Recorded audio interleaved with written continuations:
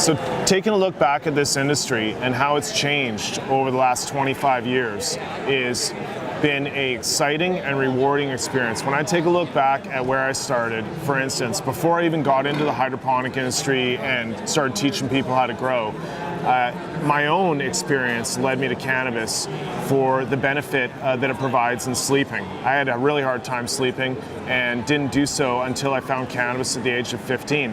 As I moved along, I found that it was deeply ingrained with my own passion, and I wanted to find a way to make a living in doing something I felt good about. That was my number one. And when I thought to myself, I want to learn how to grow, and what's the best way to do that? So I decided that I wanted to get a job at a hydroponic store. And living in British Columbia, Surrey was a really hot spot at the time in the 90s, and I drove around to all the different hydroponic stores. A lot of them were like dark and dingy with like scary guys in the back, and I walked into P&W Surrey, Pacific Northwest Garden Supply in Surrey, and there's this brightly lit greenhouse, and with these two guys, Justin Cooper and a gentleman by the name of Dean, and they're like in this brightly lit greenhouse, like planting these little plants, and I was like, I gotta work here. So honestly, I basically just kept on going back till they finally let me start working with them after a couple of months of pestering. And it was a great experience. Within 4 months, I had realized that I had this like talent that I didn't even know about. Like, I had never really been interested in growing plants, you know? I would get paid to weed the garden and mow the lawn, and that was it, right? But I was interested in cannabis, and I found out I had a talent. You know, I just would devour the information, right? And then that's when I started getting into sales, started having a lot of success, helping people grow. And I always deeply believed in this plant's ability to change the world and make it a better place. Like, we have all kinds of relationships in the world with things that we've created as human beings, like whether it's TV or video games, you know, these things are powerful forces in our society, right? But they're things that we created, right? Cannabis is a natural thing that existed on the planet, right? And believe it or not, I really think that humanity was meant to find cannabis. Like, this plant is chemically designed to attract the animals we hunt, designed to attract rabbit and deer, right? So maybe like, I don't know, 250,000 years ago or something, humans followed their prey into cannabis patches. And they found this plant that turned out to be not only a good food source or a good fiber source, but as they were getting into it and getting the seed, which is an amazing protein source, like hemp hearts, which I eat like daily, and eating that seed, naturally, the only way to get your resin off your fingers at that point is pretty much to eat it off. So then the humans would have had the benefit of that. And the human being has more cannabinoid receptor sites in their body than any other creature on the planet. So when you look at these magical or powerful coincidental facts that this plant existed, evolved on the planet, and we are the most suited to consume it, and now we've spread it all over the planet, you know, you got to look at that relationship there and understand that as humans consume cannabis, maybe they're changing a little bit. Maybe they're even evolving a little bit.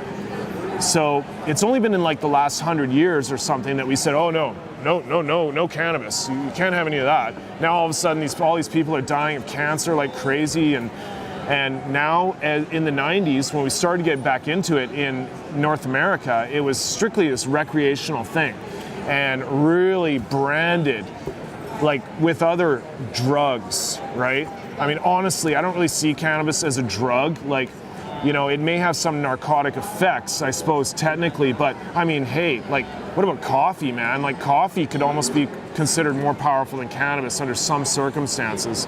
And so anyways, we had to deal with that drug stigma that was, you know, really placed upon us. And I remember I used to stand at trade shows like, you know, 17, 18 years ago. I'd be at a home and garden show with my hydroponic booth, Pacific Northwest Garden Supply, and quite honestly, I'd have to endure a lot of snide remarks.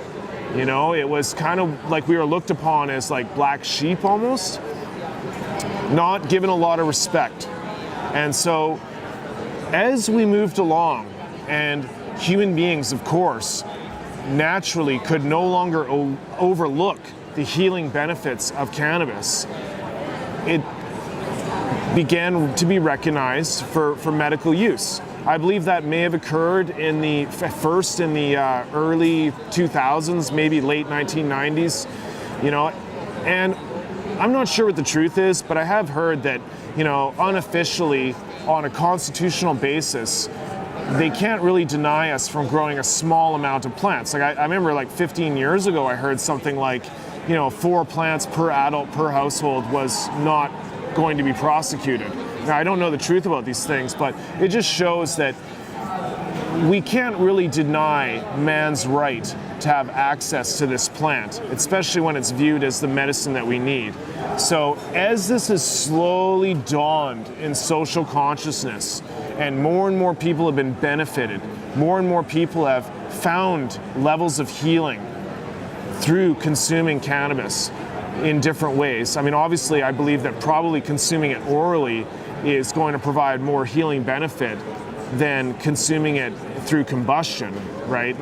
Putting smoke in your lungs is going to be a little bit hard on the body, even if it is cannabis. So we can all look at the different ways of consuming it, but nonetheless, I know many people that have professed profound healing to me that they credit to cannabis, even stage 4 cancers and different things. And essentially, the world is a different place when someone doesn't die and experiences healing, and their family doesn't lose a father, their wife doesn't lose a husband, things are changed. And I can speak from direct experience of losing my father at the age of 4, a young man of 36 only, dying of cancer.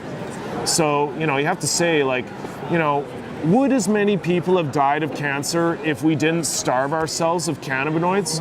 The other day I was like, what other plants contain cannabinoids? So I looked it up, and I'm sure there could be more, but I only found 5 plants. Echinacea was at the top of the list. There was helichrysum, and then some other flowers, obscure flowers, stuff that you wouldn't normally eat. And how much echinacea are you going to eat? Seriously. So cannabis is the main way to eat your cannabinoids. And if you don't consume cannabinoids, then you're not really activating this endocannabinoid system that exists throughout your entire body. So why is it there if you're not meant to activate it? You really got to look at these things, right? And consider a little bit about life. So to me, I always felt like, despite public opinion, that I was fighting the good fight. One little brick at a time, by the inch it's a cinch, by the mile it's a trial. And so every day I would stand on the retail floor, teach people how to grow successfully, produce good quality medicine, get the medicine out there. Now, I obviously was not involved in that, but by teaching people how to have successful crops so that they could make a living. Not only did they make wonderful livings, but they were able to produce material that benefited many people. And this gets into people's minds, gets into their hearts, slowly changes them. So as this is hitting mainstream, we're seeing these changes happen exponentially.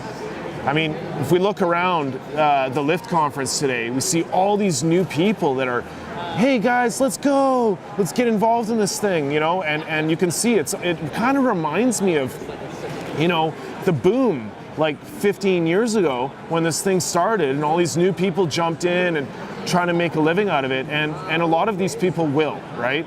But speaking as a pioneer, speaking as someone who has made a living out of this, who continues to do so, and who feels good about fighting this good fight every day, I can really say that finally we're getting some respect. I can say the world is recognizing the value we brought, and we're starting to come out of the shadows. Here we are today talking openly about cannabis. We're here at this event, which shows without any veiling that we are participating in the cannabis industry in BC. And I really believe that this is an industry that should be inclusive to many different levels of growers and should allow the patients, the public, even and recreational users the right to choose where they're going to get their cannabis from. So I'm super stoked to see this thing blossom to this point and go to this level. Where do I see it going? Honestly,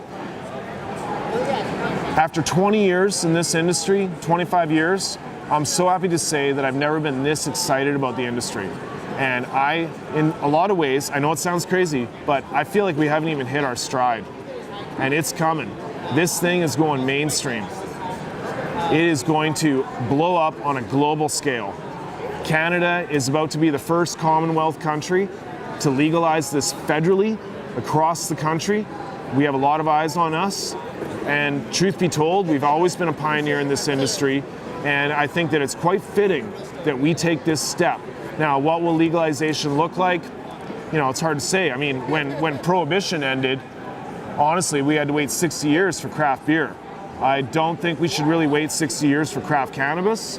Hopefully we see a inclusive marketplace, but no matter what we're seeing is humans talking about cannabis. And this is only gonna lead to good things. We're seeing more and more people free of the stigma, saying, hey, maybe this is something that can benefit my life or the life of my loved ones. And this stimulating conversation is gonna lead us to the next level. Just take a look at green communities. They are interested in health. They're interested in fitness, interested in 100-mile diet. You know, they're interested in ecological stability, sustainability, organic gardening, and all these good things in life, right? So this plant leads people down a green path of harmonious relationship with the planet. And that is where we're going.